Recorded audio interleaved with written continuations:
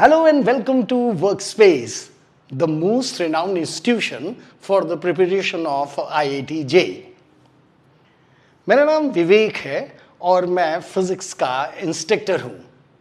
हमारा ये course class 10th के उन बच्चों के लिए है जो अभी से अपने फंडामेंटल्स को बहुत स्ट्रांग बनाना चाहते हैं, जिनका 11th और 12th में टारगेट जेईई और नीट और ओलंपियाड जैसे एग्जामिनेशंस होते हैं, जो ये समझ चुके हैं कि भाई कंपटीशन का ज़माना है, आज नहीं तो कल कंपटीशन पर जाना ही पड़ेगा।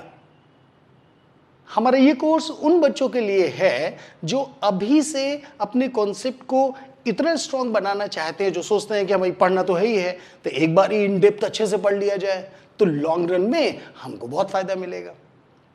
अच्छा, इस कोर्स के बनाने का एक कारण और भी है। जैसे हमारे इंस्टीट्यूट में 10th पास करके 11th के लिए बच्चे एडमिशन लेने आते हैं जेईई की प्रिपरेशन के लिए, तो इस मसले पे हमारा इंस्टीट्यूट भाई बहुत ब्लेस्ड है। बहुत अच्छे अच्छे बच्चे पढ़ने के लिए आते हैं, मतलब अपने स्कूल्स के सारे स्कूल्स के टॉपर्स पढ़ते हैं हमारे यहाँ पे। अब मैं उनसे पूछता हूँ कि बेटा ये बताओ कि तुम अपने 10th का सिलेबस कितने दिन में पूरा कर लेते? तो उनका जवाब आता है कि साहब हमको लगता है कि सर 2 महीने में हम कर लेते। तो अगर 2 महीने में तुमने कोर्स कर लिया तो 10 महीने तुम्हारे बर्बाद हो गए। बोले हाँ सर ये बात तो है, 10 महीने बर्बाद हो गए, उसमें तो हम कुछ और कंस्ट्रक्टिव काम कर सकते थे। तो उनकी ये बातें मुझे इंस्पायर करती हैं कि मैं जो है एक ऐसा कोर्स भी डेवलप करूं जिनमें अच्छी अच्छी बातें हों, अच्छी अच्छी चीज़ें हों और बच्चे को फंडामेंटली स्ट्रांग बनाने की कोशिश किया जाए। अब मैं फिजिक्स का इंस्ट्रक्टर हूँ तो मैं फिजिक्स से ही शुरू करता हूँ, ठीक है। लेट्स से आपकी फिजिक्स को मैंने 4 पार्ट्स में बांटा ना, इलेक्ट्रो, ऑप्टिक्स, मैग्नेटिज्म और मैकेनिक्स, ठीक है। और भी होंगे कोर्सेस, हम आगे देखेंगे, पर मैं एक सैंपल आपके सामने रख रहा हूँ। अब ये आपकी ऑप्टिक्स आई तो आपसे बोला गया कि भाई ऑप्टिक्स का कोर्सेज कितनी देर का है। तो मेरा जो 25 इयर्स का एक्सपीरियंस है वो एक्सपीरियंस ये कहता है कि ये कुछ 10 आवर्स से 15 आवर्स के बीच का है, ठीक है। तो हमने क्या किया, तो हमने 1 आवर्स के कोर्सेस जनरेट कर दिए, ठीक है। कि भाई ऐसे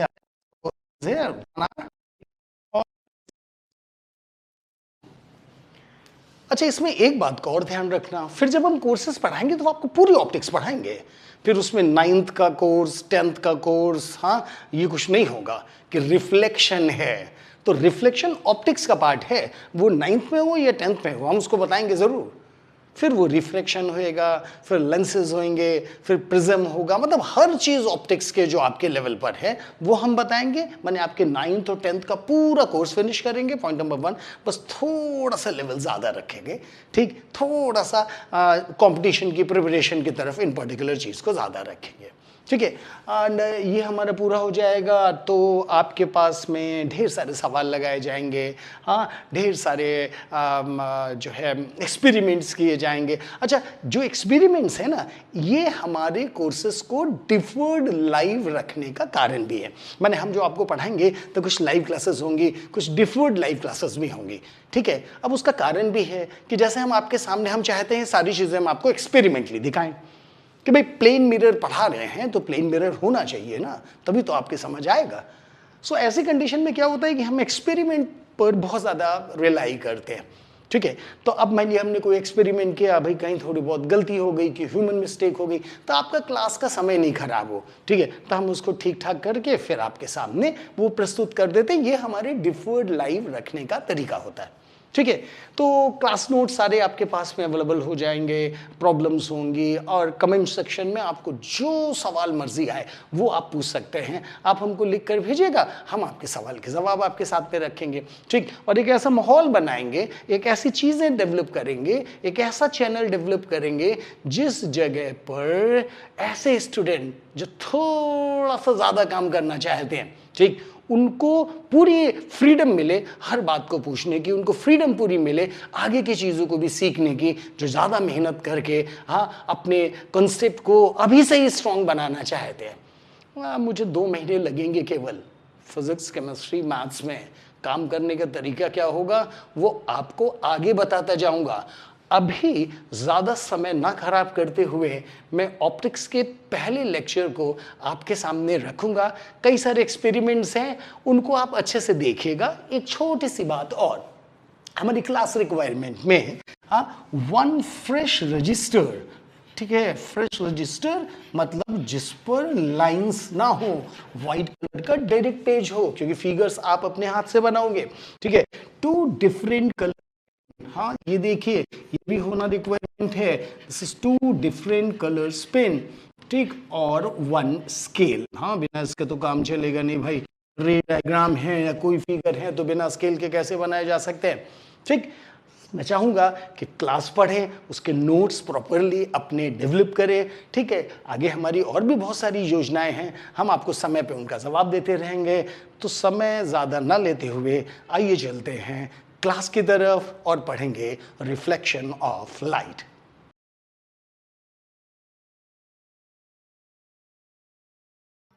आज रिफ्लेक्शन को लेकर थोड़ा काम करेंगे और इसके लिए देखो मैं तुम्हारे लिए क्या लाया हूँ। ये एक प्लेन मिरर है, ये छोटा मिरर है, इसको भी लाया हूँ आपके लिए। ये सोर्स ऑफ लाइट है, ये सोर्स ऑफ लाइट है, इसको मैं मिरर पर डालूंगा और यहाँ से मुझे रिफ्लेक्शन मिलेगा, ठीक है। तो प्लेन मिरर को समझो पहले। प्लेन मिरर एक्चुअली प्लेन होता है, देख रहे हो ना, दिस इज द प्लेन, ठीक। पर पता नहीं क्यों फिगर बनाते समय हम लोग एक लाइन बनाते हैं, वो लाइन जो रिफ्लेक्ट कर सके। हमारे फिगर में ये लाइन एम प्राइम है, जो कि मिरर की तरह कंसिडरेशन में ली जाएगी। पर ध्यान रखना ये प्लेन है, this is what we call horizontal plane. अगर मैं मिरर को ऐसे खड़ा कर दूंगा so this may be treated as a vertical plane. अब क्या होगा, तो जैसे मेरे पास सोर्स है, एक सोर्स होगा, वहां से लाइट डाली जाएगी। जिस पॉइंट पर लाइट पड़ती है उसे बोलते हैं पॉइंट ऑफ इंसिडेंस, और जो लाइट रे मिरर पे पड़ती है उसको बोलते हैं इंसिडेंट लाइट रे। मिरर पे पड़ने के बाद लाइट रे रिफ्लेक्ट होती है, उसको बोलते हैं रिफ्लेक्टेड लाइट रे। और पता है मिरर का सबसे जो इंपॉर्टेंट पहलू होता है, सबसे इंपॉर्टेंट कंपोनेंट होता है, ठीक, दैट इज परपेंडिकुलर। इसे हम लोग फिजिक्स की लैंग्वेज में नॉर्मल बोलते हैं। ये नॉर्मल हमेशा प्लेन के परपेंडिकुलर होता है। अब इंपॉर्टेंट पॉइंट के तौर पर आया क्या, that is called angle of incidence. तो वो क्या होगा, तो इंसिडेंट लाइट रे नॉर्मल के साथ पे जो एंगल बनाती है उसे इंसिडेंट एंगल या एंगल ऑफ इंसिडेंस बोलते हैं। और रिफ्लेक्टेड लाइट रे परपेंडिकुलर या नॉर्मल के साथ में जो एंगल बनाती है उसे हम लोग एंगल ऑफ रिफ्लेक्शन का नाम देते हैं। अब डिस्कशन करते हैं लॉज ऑफ रिफ्लेक्शन की। तो आपने बोला कि भाई ये तो हम क्लास 6 से पढ़ते चले आ रहे हैं। मैंने कहा कोई बात नहीं, अभी एक्सपेरिमेंट करके भी देख लेते हैं थोड़ा। तो पहला लॉ तो बिल्कुल सिंपल है कि angle I is equals to angle R, means angle of incidence that will be equal to angle of reflection. तो मेरे ख्याल से इसमें कोई कंफ्यूजन भी नहीं होना चाहिए। दूसरा लॉ बोला जाता है कि the plane containing incident light ray, reflected light ray and normal, ऐसा बोलते हैं ना कि भाई 3 लाइन हो गई, एक कौन सा है, तो आपने बोला इंसिडेंट लाइट रे, एक क्या है बोला रिफ्लेक्टेड लाइट रे, और एक क्या है नॉर्मल। तो बोलते हैं कि ये तीनों लाइंस हमेशा एक ही प्लेन में लाई करती हैं, ठीक है ना। बोला इंसिडेंट लाइट रे, रिफ्लेक्टेड लाइट रे and normal, they always lie on the same plane। यहां पर स्कोप है थोड़ा डिस्कशन करने का। ये देखो ये मैंने सोर्स लिया है जैसे तुमको थोड़ी देर पहले बताया था, ठीक है। और ये मैंने एक ब्लैक कलर का फ्रेम लिया है, लाइक मैं यहां से लाइट रे को दबाऊंगा ऐसे, देखो, ठीक है। तो ये यहां से जाएगा और तुमको इस पर रिफ्लेक्शन इस पर दिख रहा होगा ना, ठीक है। तो अगर तुम उसे ध्यान से देखोगे तो तुम्हें दो पॉइंट्स दिख रहे होंगे, एक यहां पर दिख रहा होगा जहां पे पड़ रही है और दूसरा रिफ्लेक्ट होकर यहां पर आ रहा होगा, ठीक है। तो ये क्या हो गया, आपने बोला एक लाइन हो गई, लाइन ऑफ इंसिडेंस। अब मैं इसको देखो रोटेट करता हूं थोड़ा, है ना। हाँ, ये देखो यहां से रोटेट करूंगा, ये देखो रोटेट करूंगा, ठीक है। और तुमको ये चीज दिखाई पड़ रही होगी लगातार मेरे ख्याल से, ठीक है। ठीक, फिर से मैं रोटेट करके इसे वापस लाऊंगा, ये देखो ये देखो ये देखो ये देखो, दैट इज इट। यहां पर तुम्हें स्कोप मिलेगा, मैं तुमको फिगर से समझाता हूं, ठीक है ना।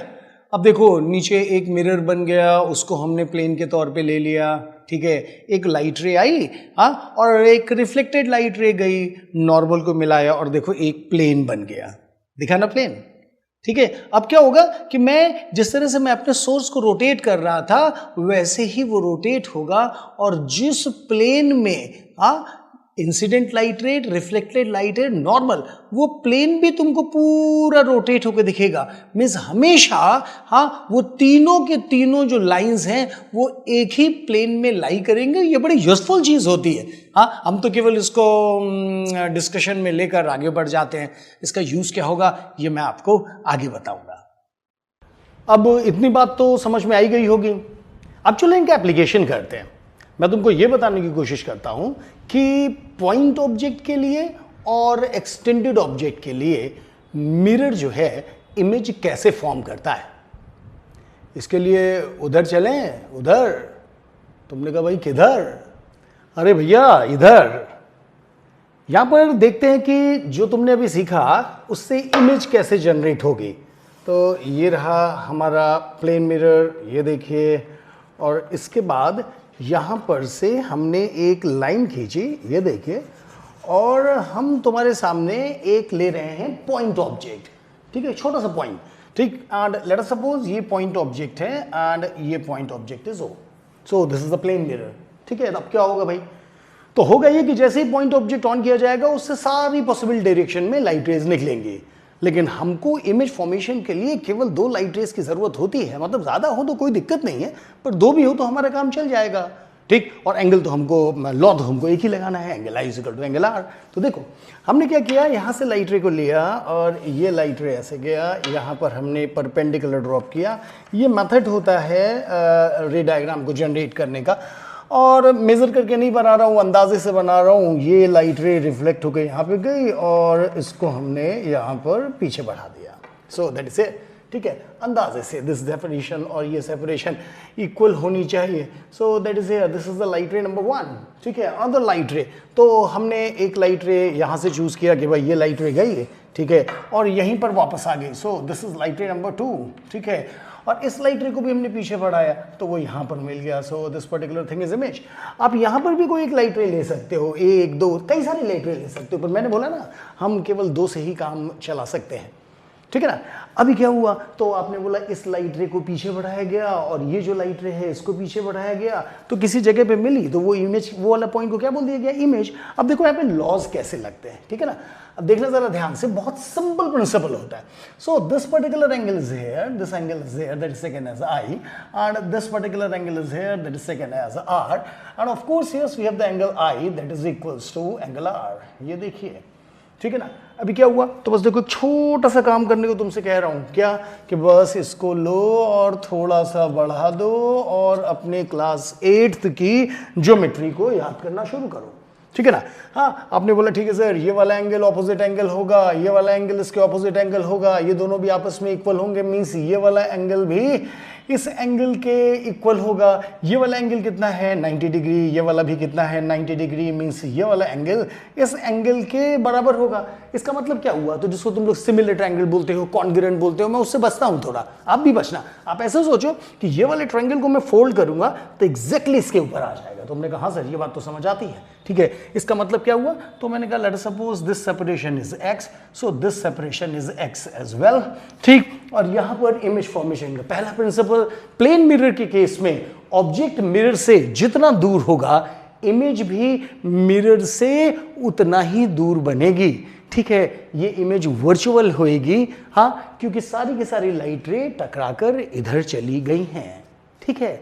तुमने बोला सर पॉइंट ऑब्जेक्ट के लिए तो ये बात बिल्कुल ठीक हो गई, ठीक, परंतु ये एक्सटर्नल ऑब्जेक्ट के लिए, एक्सटेंडेड ऑब्जेक्ट के लिए, बड़ा ऑब्जेक्ट है तो क्या होगा, ठीक है, मैंने कहा लीजिए भाई साहब, उसके लिए भी लीजिए, ठीक है। तो ये हमने फिर से एक प्लेन मिरर जनरेट किया, बिल्कुल सिंपल होता है, देखो ये हमने एक प्लेन मिरर बनाया, मतलब थोड़ी सी प्रैक्टिस करोगे, ठीक है, तो शायद आपको जरा सी भी दिक्कत ना हो। ये देखिए यहाँ से आपने ऐसे जनरेट किया, ठीक है, और ये एक लाइन हो गई, और एक्सटेंडेड ऑब्जेक्ट के तौर पर मैंने एक ऑब्जेक्ट को ये खड़ा कर दिया, सो दैट इज इट, ठीक है। अब होगा क्या, तुमने बोला भाई इससे भी सारी लाइट रे निकलेगी, कोई इधर जाएगी, इधर जाएगी, कोई इधर जाएगी, लेकिन फिर से वही प्रिंसिपल, हमको चाहिए लाइट रे कितनी, केवल 2, माने 2 से भी हमारा काम चल जाएगा बनाने को, तो आप कितनी सारी बना सकते हैं, ठीक। सो द फर्स्ट लाइट रे आई एम टेकिंग हियर, हाँ, so this light ray is like this, look at the point, so this is there, ये गया यहाँ पर, ठीक है, और इसने रिफ्लेक्शन के रूल को फॉलो किया, ये देखिए, ठीक है, और इसे मैंने लिखा light ray number 1, so this is a single arrow, ठीक है। अब दूसरी लाइट रे कहाँ लें, तो आपने बोला भाई दूसरी लाइट रे यहाँ पे ली जाएगी, सो दिस इज हियर, ठीक है। ये लाइट रे क्या हुआ, तो तुमने बोला light ray number 2 is here, इसी डायरेक्शन में आई और रिफ्लेक्ट करके इसी डायरेक्शन में वापस चली जाएगी, क्योंकि यहाँ पर angle of incidence, angle of reflection दोनों बराबर होंगे, और दोनों कितने बराबर हैं, 0 के, ठीक है ना। आप क्या करें, तुमने कहा कुछ नहीं सर, वही पुराना प्रिंसिपल, ठीक है, ये इसको आपने पीछे बढ़ा दिया, ये देखिए, ठीक है, और ये वाली लाइट रे को भी आपने पीछे बढ़ा दिया, ये देखिए, हाँ, दिस इज हियर। इन दोनों लाइट रेज ने एक दूसरे को यहाँ पर कट किया, तो आपने इस लाइन को लिया और ऐसे मिला दिया गया, सो this is the figure here, ठीक है ना। अभी क्या हुआ, तो आपने कहा कि ठीक है सर, लेट अस सपोज इसकी हाइट कितनी है, so that is taken as h, and let us suppose इसकी मिरर से दूरी कितनी है, so this particular thing is taken as x, ठीक है। फिर से छोटा सा काम जो मैंने आपसे उधर करने को बोला कि ये वाली लाइट रे को बस एक्सटेंड करना है आपको, ठीक है। फिर से क्या हुआ, आपने बोला ये वाला एंगल के बराबर हो गया, जाहिर तौर पर ये वाला एंगल भी ये वाला एंगल के बराबर हो गया, they are opposite angles, and this is angle I and this is angle R। फिर क्या हुआ, आपने बोला सर ये एंगल 90 डिग्री और ये वाला एंगल 90 डिग्री, मींस ये वाला एंगल भी इस एंगल के बराबर होगा, ठीक है। फिर क्या होगा, तुमने कहा फिर वही बात, मैं सिमिलर कॉन्ग्रुएंट ऐसा कुछ नहीं बोलूंगा, ठीक है, मैं बोलूंगा इसको मैं इस पूरे ट्रायंगल को उठा के फोल्ड करूंगा तो एग्जैक्टली इसके ऊपर आ जाएगा।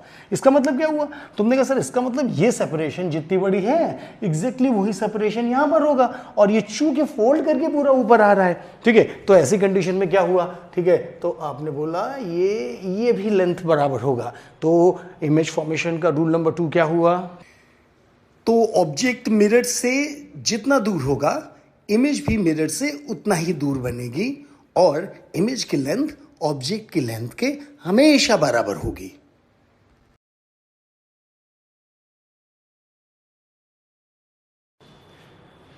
अब रियल ऑब्जेक्ट्स तो होंगे ही होंगे, क्या ऑब्जेक्ट वर्चुअल भी हो सकता है, ये एक बड़ा ही शानदार सवाल है, पर फिगर की मदद से समझाऊंगा तो शायद एक बड़ा कॉन्सेप्ट तुम कैप्चर कर लो, ठीक है। ये प्लेन मिरर लिया गया, मैंने अब की दफ़ा वर्टिकल प्लेन मिरर लिया, और यहाँ पर मैंने एक ऑब्जेक्ट रखा, सो this particular thing is here object, ठीक है। इसके बाद क्या हुआ, तो यहाँ से लाइट रे सारी पॉसिबल डायरेक्शन में निकलेगा, तो एक लाइट रे ये गया, ठीक है, एक लाइट रे भाई यहाँ से इधर गई, फिर से वही बात, this is light ray number 1, this is light ray number 2, ठीक है ना, बहुत सारी निकलेंगी ऐसे करके, ठीक है। और इसके बाद क्या हुआ, तो आपने बोला कि सर ये अभी भी आपने प्रिंसिपल बताया है, ये जितना ऊपर बनेगा इमेज उतना ही नीचे बनेगी, तो बोला ठीक बात। फिर क्या हुआ, तो आपने बोला सर इसको पीछे बढ़ा लीजिए, सो यहाँ से हमने इसको ऐसे बढ़ाया और ये एक्सटेंड किया, तो ये देखिए ऐसा गया, ठीक है, और यहाँ से ये गया, तो ये देखिए ये गया, सो this is the reflection of light ray number 1, this is the reflection of light ray number 2। अब बीच में परपेंडिकुलर डाल सकते हो, चूंकि हम लोग फिगर मेजर करके नहीं बनाते हैं, तो थोड़ा सा 19-20 हो तो चिंता वाली कोई बात नहीं, सो दैट इज इट, ठीक है। यहाँ पे क्या बन जाएगा, सो आपने बोला ये तुम्हारे सामने इमेज बन जाएगा, ठीक है ना।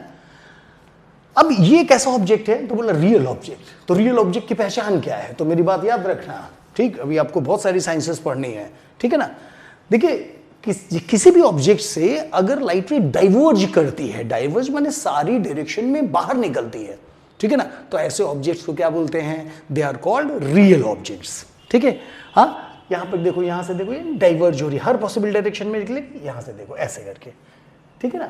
अब यहाँ पर आ जाओ, अब समझ तो गए होगे, ठीक है ना, कि अगर कहीं लाइट रे किसी जगह पे कॉन्वर्ज हो रही है, देखो कैसे, ठीक है, I am taking the light ray here, look at the point, एक लाइट रे यहाँ से ऐसे जा रही है, माने अगर ये मिरर ना होता तो वो लाइट रे ऐसे चलती चलती चलती चलती यहाँ पहुँच जाती, तो बोले ठीक बात, ठीक है। दूसरी लाइट रे है, वो लाइट रे ऐसे आ रही है, और ये अगर मिरर ना होता तो लाइट रे चलते चलते यहाँ पहुँच जाती, सो दैट इज हेयर, ये देख लीजिए, ठीक है। अब लेकिन बीच में मिरर आ गया तो क्या होगा, तो आपने कुछ नहीं सर, रिफ्लेक्शन के रूल्स का फॉलो अप होगा, ठीक है। ये देखिए पहली लाइट रे नंबर, ये देखिए लाइट रे नंबर 2, ठीक है, और ये जाके यहाँ पर आपस में मिल जाएंगी, तो बोले ठीक बात। फिर से एक अंदाज़ा ले लिया मैंने, जैसे मेरे फिगर जस्टिफाइड हो सके, और ये देखिए, ठीक है, ऐसे करके लाइन बना दिया गया, ठीक है। और इसके बाद क्या हुआ, तो यहाँ से आपने लाइट रे को ऐसे मोड़ दिया, ये देखिए, और यहाँ से लाइट रे को आपने ऐसे मोड़ दिया, ये देखिए। So this is the light ray number 1, this is the light ray number 2, and we have the perpendicular over here, ये देखिए, और आपका ये रे डायग्राम तैयार हुआ। So this particular thing is here object, and this particular thing is the image of the object. तुमने कहा, अरे भाई साहब ये तो बड़ी बढ़िया बात बताई आपने, ठीक है ना। हाँ, ध्यान रखिएगा, ऐसी कंडीशन पे जो ऑब्जेक्ट होते हैं ना, उनको हम रियल ऑब्जेक्ट बोलते हैं, ठीक है। क्या बोला, रियल ऑब्जेक्ट, ठीक है। और ऐसे कंडीशन में जो इमेज बनती है तो इसको हम वर्चुअल बोलते हैं, है ना, this is called virtual image, ठीक है ना। हाँ, वर्चुअल का मतलब ये होता है जहां पर हम हाथ लगाएं तो फोटॉन्स ना आए, ठीक है। तो आपने कहा सर यहाँ लगाएंगे तो कहाँ आएंगे, सारे के सारे लाइट रे टकरा के तो इधर चली गई है, अब जब लाइट रे इधर चली गई तो इधर हाथ लगाएंगे तभी आएंगे, यहाँ पे तो कहाँ से कुछ आएगा। So this object is real object and this object is virtual object. In this condition वो लाइट रेज आर कॉन्वर्जिंग, है ना। तो क्या होगा, आपने कहा सर हम यहाँ पे हाथ लगाएंगे तो हमको कुछ नहीं मिलेगा, ठीक है, यहाँ पे हाथ लगाएंगे तो हमको फोटॉन्स मिल जाएंगे, ठीक है। तो इसको हम लोग बोलते हैं this image is real image, ठीक है, this image is real image, ठीक है। और जो ऑब्जेक्ट है, this object is virtual object, ऐसा बोला जाता है, the object is virtual object, तो ऐसे बोलते हैं, ठीक है। हाँ, तो ये आपके सामने एक नई चीज़ हुई, तो आपने कहा नहीं नई चीज़ तो हो गई, हमको समझ में तो आ गई आपकी बात कि डाइवर्जिंग होगा तो ये होगा, कॉन्वर्जिंग होगा तो ये होगा, और ये वाली फिगर हमको समझ में भी आती है, because every object is a real object, I am standing over here, you are standing there, तो आपसे सभी डायरेक्शन में फोटॉन्स निकल रहे हैं, हाँ, एनर्जी निकल रही है, लाइट रे निकल रही है ना। तो जहाँ से भी चारों तरफ कोई आदमी आपको देखेगा, ठीक है ना, तो आप दिखाई पड़ेंगे, तो ये वाली बात तो समझ में आती है। तुमने बोला यार ये नहीं समझ में आती है, ऐसा कब हुआ, तो ये तुम्हारे ओलंपियाड का एक सवाल था, वहाँ से मैंने उठाया हुआ, ये सवाल आगे जेई में भी आया हुआ है, IIT जेई में भी, लेकिन बेसिकली मैंने यहाँ से ओलंपियाड से उठाया हुआ है। देखो एक उन्होंने क्या किया था, एक लेंस बनाया था, ये देखो ऐसे करके ये आया, ठीक है, और एक लेंस बनाया था। अब हालांकि लेंस में आगे पढ़ाऊंगा, लेकिन अब इसको जस्टिफाई करना ज़रूरी है ना, ठीक है। और ये लेंस की ये लाइन ऐसे करके आ गई थी, तो बोला ठीक बात, अच्छा इतना सब लोग जानते ही हो, ठीक है, कि लेंस में जो पैरेलल लाइट रे होती है, लेंस उनको एक जगह पर कॉन्वर्ज करने की कोशिश करता है, ठीक है। तो बोला ठीक बात है, तो यहाँ से फिगर बनाते हैं इसका, ठीक है। तो ये एक लाइट रे गया, ठीक है, और ये एक लाइट रे इधर गया, ये देखिए, ठीक है, ये देखिए। अब यहाँ से देखिएगा प्रोफेसर सवाल कैसे बनाते हैं और आपको कहाँ पर अलर्ट रहना है, ठीक है ना। हाँ, अब ये क्या हुआ, तो लाइट रे कॉन्वर्ज होगी इधर की तरफ, ठीक है। तो ये देखिए, ये लाइट रे कॉन्वर्ज हुई ऐसे करके, ठीक है। हाँ, और ये देखिए ये वाली लाइट रे कॉन्वर्ज इधर की तरफ, ये देखिए, माने कि ये देखिए ऐसे करके। अब उस प्रोफेसर ने सवाल बनाते समय क्या किया कि एक मिरर यहाँ पे डाल दिया, लुक एट द पॉइंट, ठीक है। हाँ, ये देखिए इन्होंने एक प्लेन मिरर इस स्थान पर डाल दिया, ये देख लीजिए, ठीक है। और ये गया तो क्या हुआ, तुमने कहा ओ सर अब मैं समझ गया, अब ये फिगर समझ गया कि ये अगर प्लेन मिरर ना होता तो लाइट रे इधर जाके कन्वर्ज करती, ठीक है, ये लाइट रे इधर जाके ये कन्वर्ज करती, ये देखिए, ठीक है। अब बीच में प्लेन मिरर डाल दिया गया, ठीक है। तो क्या होगा, तुमने कहा सर मैं समझ गया, यहाँ से लाइट रे वापस रिफ्लेक्ट करेगा, यहाँ से लाइट रे वापस रिफ्लेक्ट करेगी, ठीक है। और सिचुएशन क्या बनेगी, तो आपने बोला फिर से अप्रॉक्सीमेटली फिगर जनरेट कर रहा हूँ, ठीक है। सो दिस इज ए, ठीक है, यहाँ से लौट कर आएगी and this is here, look at the point. So अब इस फिगर को इस फिगर से मिला लीजिए, ये क्या है, कॉन्वर्जिंग लाइट रे, ये क्या होगा, ऑब्जेक्ट, ऑब्जेक्ट कैसा होगा, वर्चुअल, और उसकी इमेज जो यहाँ पर बनेगी, ठीक है, वो इमेज कैसी होगी, तो आपने बोला इमेज इज रियल, यहाँ पर हाथ लगाएंगे हमको प्रॉपर फोटॉन्स मिलेंगे और उन फोटोन की मदद से हम इसको डिफाइन कर सकेंगे। सो this is a very special thing for you people, ठीक है ना। आपको जो लोग एग्रेसिव पढ़ाई करते हैं कॉम्पिटिटिव एग्जामिनेशन को अभी से ध्यान में रखते हुए, ठीक है, तो वो बड़े आसानी से इस पर्टिकुलर चीज को समझ सकेंगे।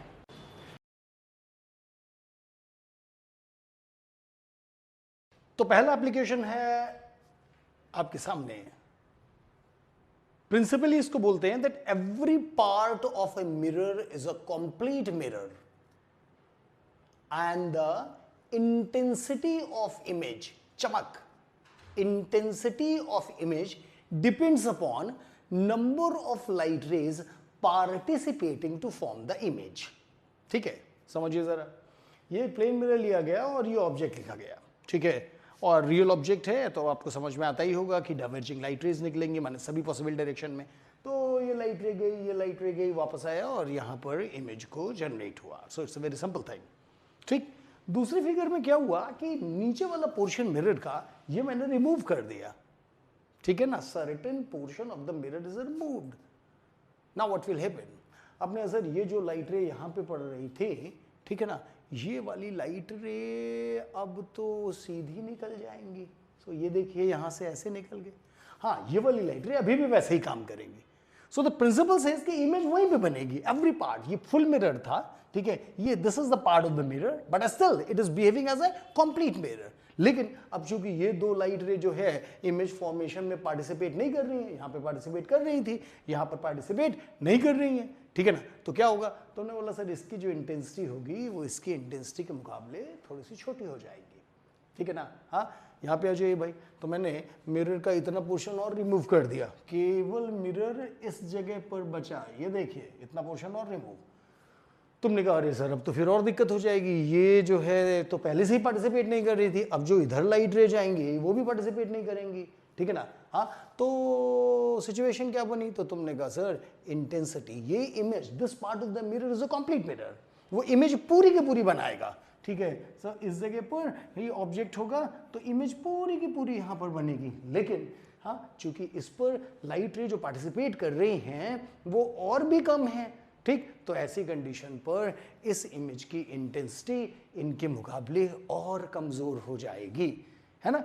ध्यान रखना कि अगर कभी ऑब्जेक्ट, इस प्रिंसिपल का हम आगे यूज और भी करेंगे, कि अगर कभी ऑब्जेक्ट जो है, मेरे प्रोफेसर कहा करते थे ये बात, ठीक, कि अगर कभी ऑब्जेक्ट जो है मिरर के सामने ना है तो चिंता वाली कोई बात नहीं, आप एज्यूम कर लीजिए हाँ कि मिरर जो है वो पूरा बड़ा है, ठीक है ना। हाँ, और उसके हिसाब से उसकी इमेज बना दीजिए, ऑब्जेक्ट का मिरर के सामने होना जरूरी नहीं है, ठीक है ना। हाँ, बट द आइडिया इज कि बस उसकी इंटेंसिटी पहले के मुकाबले कमजोर हो जाएगी। अब इस चीज को एक्सपेरिमेंटली देखते हैं। तो यहाँ पे मैंने एक प्लेन मिरर लिया हुआ है जिसके कुछ पोर्शन को मैंने ब्लैक कलर के कपड़े से ढक दिया है।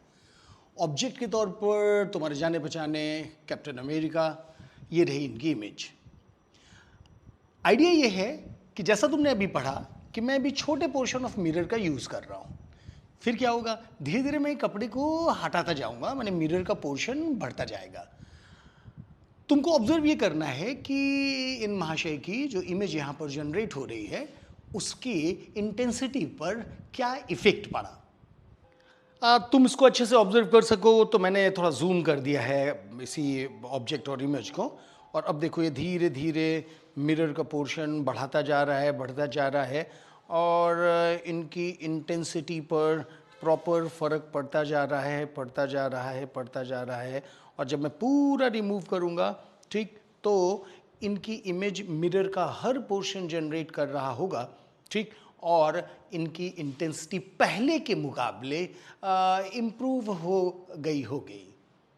तो this is the experiment for intensity.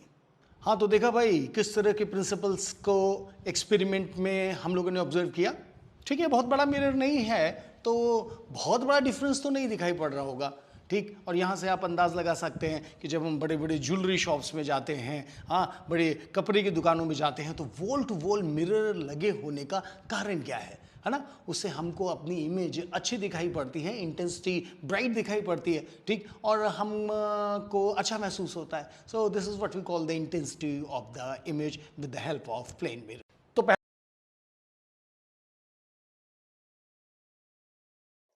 अब बात करते हैं relative velocity in case of plane mirrors की। इसे समझने के लिए सबसे पहले एक प्लेन मिरर लिया जाएगा और एक ऑब्जेक्ट लिया जाएगा जो कि मिरर से कुछ दूरी पर है। मिरर रेस्ट में रहेगा और ऑब्जेक्ट मिरर की तरफ मूव करना शुरू करेगा।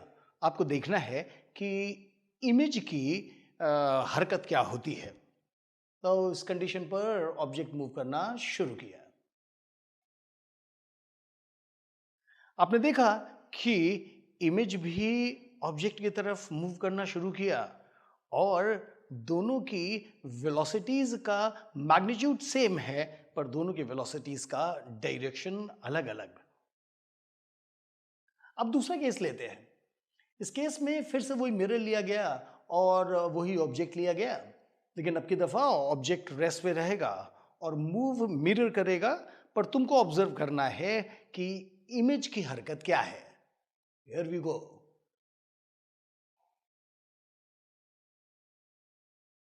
हाँ भाई, ध्यान गया कुछ? मिरर की वेलोसिटी और इमेज की वेलोसिटी का कोई रिलेशनशिप समझ में आया? आओ देखते हैं कि इसके पीछे की साइंस क्या है। प्लेन मिरर के केस में रिलेटिव वेलोसिटी को सीखना है। अभी ये दो फिगर की मदद लो, झट से सीख जाओगे।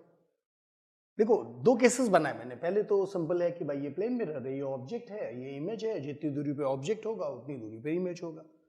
मैंने केस बनाया यहाँ पर कि मिरर जो है, वेलोसिटी ऑफ मिरर, हाँ, ये हमने बोली 0, मीन्स मिरर रेस्ट पर है, ठीक है।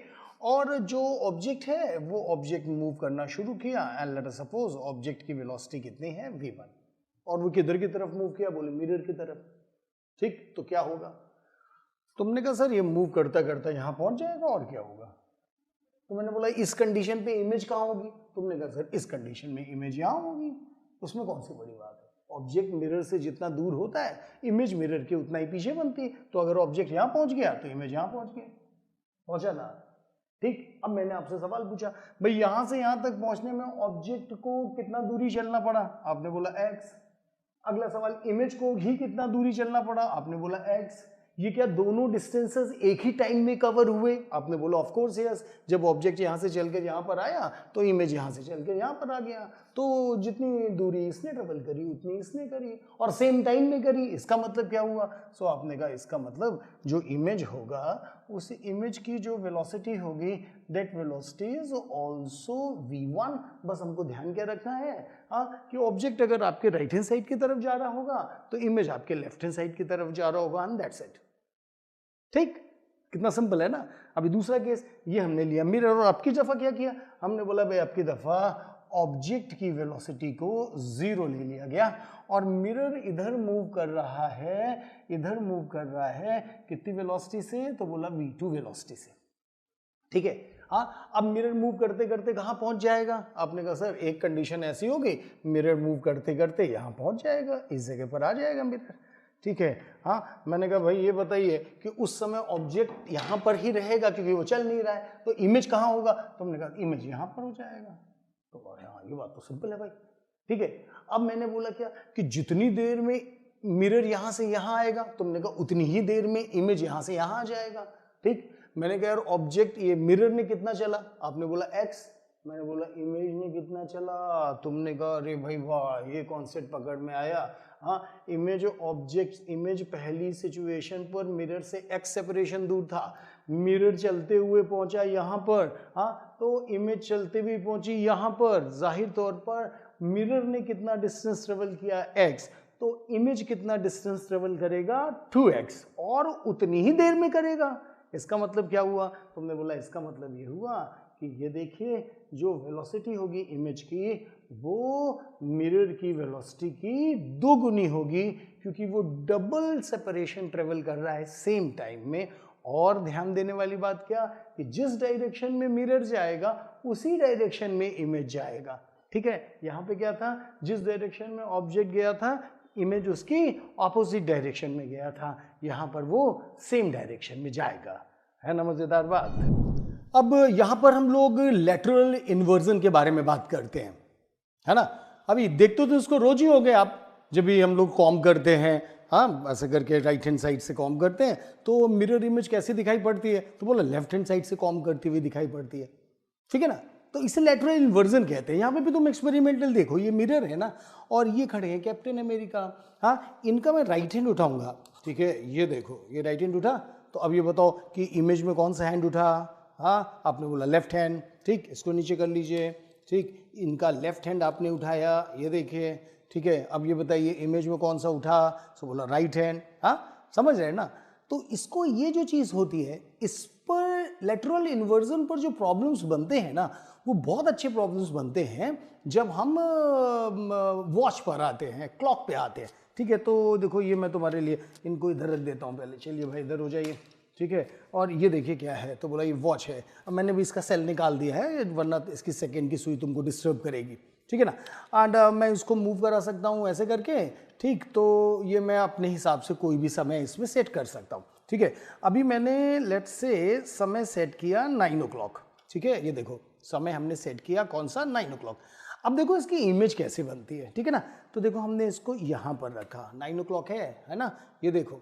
ठीक है ना, और इसकी इमेज देखो क्या बन रही है। हाँ, अब वैसे तुमको अंदाज़ा तो लग जाएगा, पर ये सोच लो थोड़ी देर को कि यदि जो है नंबर्स हटा दिए जाएं, ठीक है, तो तुमको क्या बस्ता दिखाई पड़ रहा है। हाँ, बोलो सर हमको तो 3 बस्ता दिखाई पड़ रहा है। ठीक है, मैंने कहा चलो भाई इसको चेंज करता हूँ मैं। ठीक है, और अब की दफ़ा मैं जो है 3 o'clock पर इसको सेट करता हूँ। तो ये देखो ये कितना हुआ भाई, 3 o'clock। ठीक है ना। हाँ, अब देखो इसको यहाँ पर रखा जाए। ठीक है, हाँ, जैसे ही रखा तो ये क्या बना, सो आपने बोला दिस इज 9 o'clock। ठीक है ना, हाँ, ये 9 o'clock हुआ। ठीक, तुमने बोला इज देयर एनी रिलेशनशिप, बढ़िया सवाल बनते हैं। ठीक, मैंने कहा जरा एक और एग्जाम्पल करते हैं। ठीक है, और एग्जाम्पल को मैंने सेट किया दैट इज 4 o'clock। ठीक है, और 4 o'clock पे एग्जाम्पल सेट किया। ठीक है, तो अब देखो क्या हुआ, तो उसमें कितना बच गया, 8 o'clock। तुमने कहा oh there must be certain relationship. हाँ, कि जब मैं 4 o'clock जनरेट कर रहा हूँ तो बज रहा है 8 o'clock। हाँ, 3 o'clock जनरेट कर रहा हूँ तो बज रहा है 9 o'clock। इसका मतलब क्या हुआ, हाँ सही पकड़ा आपने। हाँ, मतलब ये हुआ कि घड़ी पर जितना टाइम दिखा रहा हो, अगर उसकी इमेज को सेट करना हो तो आप 12 में से माइनस कर दीजिएगा। ठीक है ना, 9 o'clock था तो मिरर इमेज क्या बनी थी, 12 - 9 दैट इज 3 o'clock। ठीक है, 3 o'clock आया तो क्या इमेज आई, सो बोला 9 o'clock, 12 - 3 इज 9 o'clock। ठीक है, अभी कितना है 4 o'clock, तो इमेज कितनी आएगी, सो आपने बोला इमेज आएगी 8 o'clock, 12 - 4। इनफैक्ट मैं सजेस्ट करूंगा कि आप 12 की बजाय 11 hours 60 minutes इससे सब्ट्रैक्ट करिएगा तो ज्यादा अच्छा होगा। ठीक, नीचे टेस्ट ड्राइव में एक सवाल है, ठीक, वहां पर 11 hours 60 minutes करना, वरना फंस जाओगे।